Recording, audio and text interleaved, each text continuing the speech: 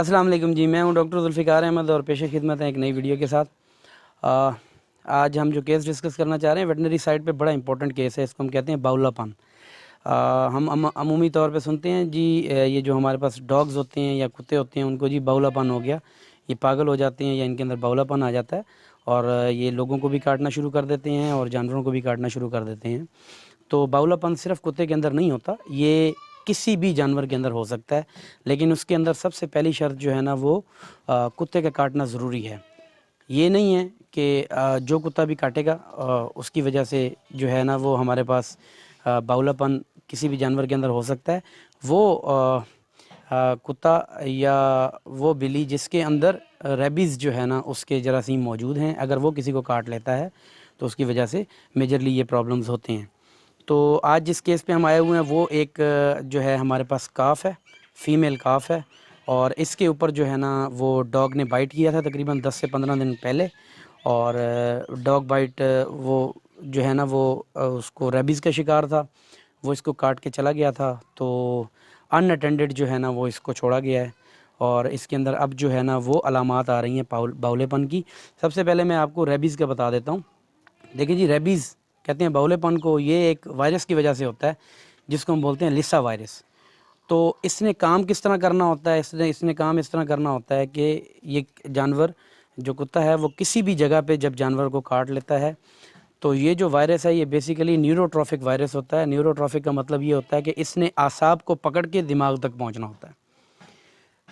अब फ़र्ज़ करें टांग पे काट लेता है किसी जानवर को, तो उसके पास दिमाग तक सफ़र करने का टाइम ज़्यादा है, तो उतना ही देर आपके पास, मतलब उतना ही वक्त आपके पास ज़्यादा है कि आप जानवर को वैक्सीनेशन भी कर सकते हैं और प्रॉपर जो इसकी केयर होती है, क्योंकि वायरस है ट्रीटमेंट तो इसका हो नहीं सकता, तो प्रॉपर केयर आप इसकी कर सकते हैं। जितना ये दिमाग के नज़दीक जानवर को काटेगा, कुत्ता है या किसी और वजह से है, तो जितना दिमाग के नज़दीक होगा उतना ही जानवर के पास टाइम कम है, क्योंकि एक बार ये अगर दिमाग तक पहुँच जाता है तो फिर उसके बाद कोई ट्रीटमेंट हम नहीं कर सकते और कोई वैक्सीनेशन हम नहीं लगा सकते।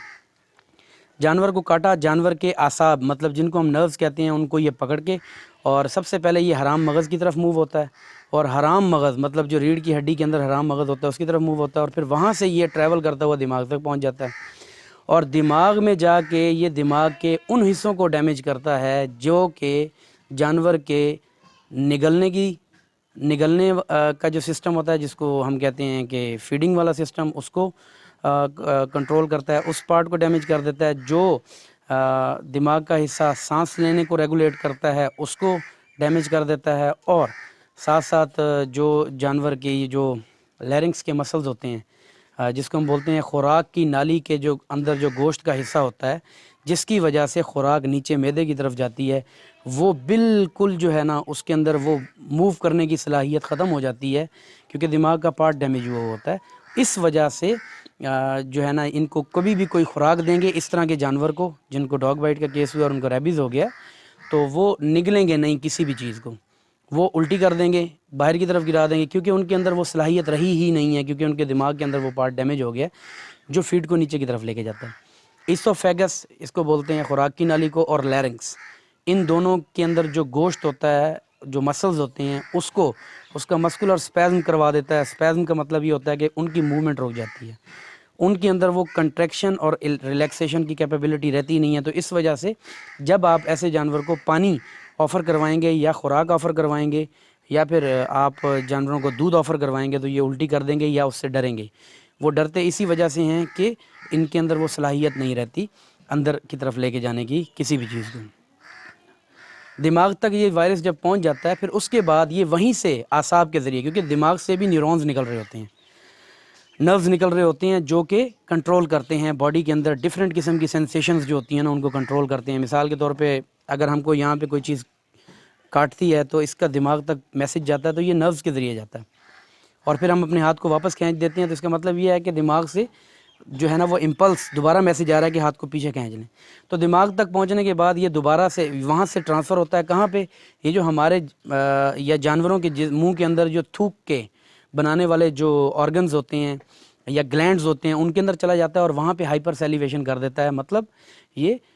تھوک بنانے کی صلاحیت جو ہے نا اس کو زیادہ کر دیتا ہے، جس کی وجہ سے آپ نے اکثر پاگل کتے جو ہوتے ہیں یا جو پاگل جانور ہو جاتا ہے اس کے منہ کے اندر سے رال ٹپکتی ہوئی نظر آتی ہے ہمیں۔ تو اس کی بیسیکلی وجہ یہ ہوتی ہے کہ وہ جو وائرس ہے وہ دماغ میں ملٹیپلیکیٹ ہو کے تو نروز کے ذریعے سلائیوری گلینڈز میں آ جاتا ہے، اور سلائیوری گلینڈز تھوک پیدا کرنے والے جو اعضاء ہوتے ہیں ان میں آ جاتا ہے، اور ان کو ہائپر ایکٹیو کر دیتا ہے۔ مطلب یہ ہوتا ہے کہ ان کی جو ایک نارمل کیپیسٹی ہے کام کرنے کی اس کو بڑھا دیتا ہے، جس کی وجہ سے تھوک نکلنا شروع ہو جاتا ہے۔ یہ ہمارے پاس کیس ہے جی۔ اور اس میں ایک چیز یاد رکھیں کہ ویٹنیرینز کے لیے ہے یہ چیز، اور خاص طور پہ ہینڈلرز کے لیے ہے کہ جب بھی اس طرح کا کیس آئے آپ نے جانور کو ڈائریکٹ کانٹیکٹ نہیں کرنا کبھی بھی، خاص طور پہ جو اس کی رال ہے اس سے ڈائریکٹ کانٹیکٹ نہیں کرنا، اور ویٹنیرین جو اس کو چیک کر رہے ہیں وہ پراپر پی پیز کو فالو کریں، مطلب ڈبل گلوز استعمال کریں جس طرح میں نے پہنے ہوئے ہیں، اس ماسک کا بھی استعمال کریں، اور ایک میرے پاس گوگل ہے، اس گوگل کے ساتھ اس جانور کو آپ نے چیک کرنا ہے، اور آپ کے پاس پراپر ایپرن ہونا چاہیے جس سے آپ اس جانور کو چیک کریں۔ دوسری بات یہ ہے کہ ہمارے پاس اکثر سوال آتا ہے لوگوں کی طرف سے، وہ کیا سوال آتا ہے کہ جی ڈاگ بائٹ تو کر لیا ہم نے، ویکسینیشن بھی کروا لی، تو کیا ہم جانور کا دودھ پی سکتے ہیں؟ تو یہ وائرس ایسا ہے کہ جو دودھ کے ذریعے پھیل بھی سکتا ہے اور نہیں بھی پھیل سکتا، تو پریکاشنری میئرز کے طور پہ ہم گھر والوں کو یا فارم کے اوپر ریکمینڈ کرتے ہیں کہ اس جانور کا دودھ نہ پیا جائے۔ دوسرا سوال پیدا ہوتا ہے کہ جی ہمارے جانور پاگل ہو گیا ہے تو کیا ہم اس کو کھا سکتے ہیں؟ تو آپ کو ایسے جانور کے گوشت کھانے کی بھی پرمیشن نہیں ہے، آپ نہیں کھا سکتے۔ خاص طور پہ جو اس کے ہینڈلرز ہیں، جو گھر والے ہیں، جو اس جانور کی دیکھ بھال کر رہے ہیں، ان کو آپ ریکمینڈ کروائیں کہ آپ ریبیز کا شاٹ لازمی لگوائیں۔ ایسے جانور کو ڈمپ کرنے کے بعد گھر والوں کو ریکمینڈ کریں کہ جن جن لوگوں کا کانٹیکٹ ہوا ہے اس جانور کے ساتھ یا باولے پن کا جو شکار ہے جانور، اس کو لازمی طور پہ ویکسینیشن لازمی کروائیں، اور پراپر شاٹ جتنے شاٹ لگتے ہیں وہ لازمی کروائیں، اور سال کے بعد اینول بوسٹر بھی لازمی کروائیں۔ ٹھیک ہے جی، تو ابھی چلتے ہیں جانور کی طرف، میں اس کی علامات آپ کو دکھا دیتا ہوں۔ علامات کے اندر سب سے پہلے جانور کے منہ سے رال ٹپکے گی، اور جانور کے جو دانت ہوں گے، نیچے والے جو دانت ہوتے ہیں وہ ہمیشہ باہر کی طرف جانور نکال کے رکھے گا، رال ٹپکے گی اور دانت باہر نکال کے رکھے گا۔ تیسری بات یہ ہے کہ جانور خود ساختہ آوازیں نکالے گا، جس طرح مثال کے طور پہ اگر ایک جو بچہ ہے وہ اپنی ماں کا دودھ نہیں پیے گا، اگر کوئی جانور ہے اس کا بچہ ہے اور اس کو اگر آپ ٹائم کے اوپر دودھ نہ دے تو جس طرح کی وہ آوازیں نکالتا ہے نا، اس طرح کی یہ آوازیں نکالے گا اور بار بار نکالے گا۔ چوتھی بات یہ ہے کہ جب آپ ایسے جانور کو کوئی چیز فیڈ کروانے کی کوشش کریں گے، پلانے کی کوشش کریں گے، تو چونکہ یہ چیزوں کو نگل نہیں سکتا تو اس وجہ سے یہ اس چیز سے یا تو ڈرے گا یا پھر اس چیز کو منہ میں لینے کے بعد فوراً باہر کی طرف نکال دے گا، خوراک اور کھانا پینا بالکل بند کر دے گا۔ اور بعض کیسز کے اندر ہم نے دیکھا ہے کہ جانور کو جو ہے نا وہ لنگڑا پن بھی شو ہو جاتا ہے، جانور جو ہے نا وہ لنگڑانا شروع کر دیتا ہے، اور بعض ہم نے جانور دیکھے ہیں جو جانور بالکل لیٹ جاتے ہیں، منہ سے رال ٹپک رہی ہوتی ہے۔ تو ہم اس ساری چیزوں کا سمرائز کرتے ہیں کہ علامات کے اندر آپ نے سب سے پہلے کسی بھی جانور کی رال جو ٹپک رہی ہے وہ نارمل نہیں ہوتی۔ ایک ہوتا ہے جگالی کی وجہ سے ہلکا ہلکا جو ہے نا وہ جانور سیکریشنز نکالتا ہے، وہ منہ تک لمیٹڈ ہوتی ہیں، وہ نیچے کی طرف نہیں گر رہی ہوتی۔ اگر وہ زمین کی طرف جا کے مطلب اوپر سے ٹپک رہا ہے، گر رہا ہے بار بار، تو اس کا مطلب یہ ہے کہ ہم سسپیکٹ کر سکتے ہیں کہ جانور کو پرابلم ہے۔ جانور کو شدید قسم کا ہیڈ ایک ہوتا ہے، اس کے اندر سر میں درد ہوتا ہے، بعض اوقات جانور جو ہے نا وہ دیواروں کے اندر بھی اپنے سر مارنا شروع کر دیتا ہے۔ تو یہ ساری علامات ایسی ہیں، اگر آپ کی کسی کیس کے اندر علامات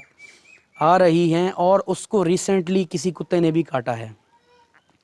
تو آپ جو ہے نا اس کو سسپیکٹ کر سکتے ہیں ریبیز کے لیے، اور ایسا کیس جب بھی آئے گا آپ اس کو سارے جانوروں سے علیحدہ کر دیں گے، کیونکہ اس کی رال جو ہے، رال کے اندر وہ جراثیم نیچے کی طرف گر رہے ہیں۔ اگر کوئی اور جانور اسی جگہ کو آ کے منہ مارنا شروع کر دیتا ہے یا فیڈنگ کی وہ جگہ ہے تو اس کو بھی ڈیفینیٹلی وہ ریبیز ہو سکتا ہے۔ تو پراپر ویکسینیشن کروائیں کسی بھی جانور کی، اگر اس کو ڈاگ بائٹ کا کیس ہے تو اس قسم کے کیسز سے بچا جا سکتا ہے۔ جانور کی طرف چلتے ہیں، علامات میں آپ کو دکھا دیتا ہوں۔ باقی ایسا چونکہ وائرس ہے اور اس کے اندر دماغ ڈیمیج ہو جاتا ہے، آپ کو میں ایک اور بات بتاتا چلوں، جو دماغ کے اور دل کے جو سیلز ہوتے ہیں، مائیوکارڈیل سیلز ہوتے ہیں اور برین کے جو سیلز ہوتے ہیں، ان کو جب بھی ڈیمیج ہوتا ہے یہ ہیل نہیں ہو سکتے۔ مطلب یہ ہے کہ آپ کی سکن کے اوپر کٹ لگا اور وہ 7 دنوں کے بعد ٹھیک ہو جاتا ہے تو آپ کی اسکن کے اندر جو سیلز ہیں ان کی کیپیسٹی ہے ہیل ہونے کی، مطلب وہاں پہ جو ڈیمیج ہوا ہے وہ ریورسیبل ڈیمیج ہوتا ہے، اس کو ریورس کیا جا سکتا ہے۔ دماغ کے اور جو دل کے جو سیلز ہوتے ہیں وہ جب ڈیمیج ہو جائیں تو وہ irreversible ڈیمیج ہوتا ہے، مطلب اس کو ریورس ہم نہیں کر سکتے۔ ٹھیک ہے جی، جانور کی طرف چلتے ہیں جی۔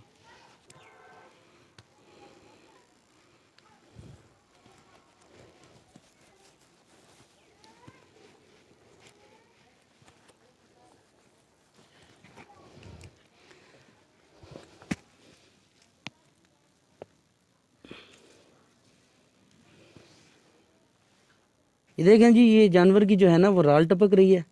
ٹھیک ہے، اور اس نے جو ہے وہ دانت بھی آگے اپنے نکالے ہوئے ہیں، بالکل ڈل سا ہوا ہے یہ،